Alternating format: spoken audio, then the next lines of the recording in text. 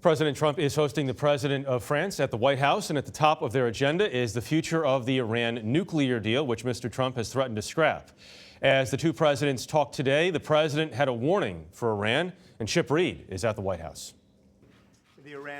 In the Oval Office today, President Trump lashed out at Iran.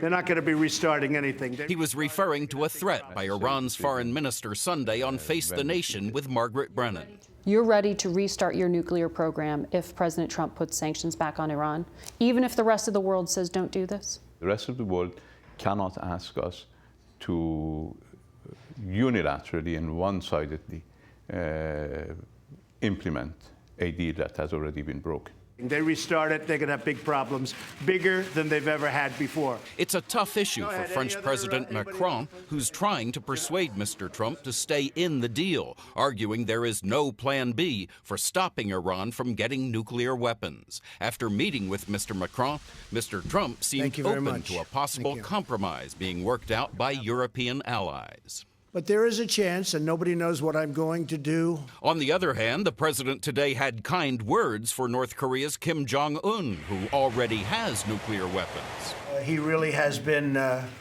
very open, and I think very honorable from everything we're seeing. That's a stark contrast from his previous comments.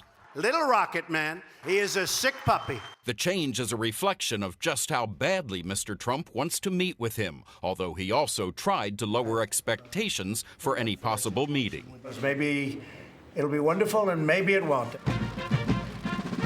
The news on Iran and North Korea came on a day otherwise filled with pomp for the official arrival of Macron, who Mr. Trump calls a special friend. It included a double kiss, some personal grooming. In fact, I'll get that little piece of dandruff off. Some hand-holding, and finally, another kiss. I like him a lot.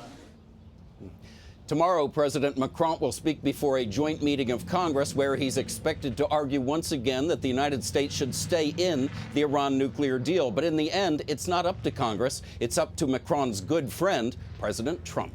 Jeff? The bromance continues. Chip Reid, thank you very much.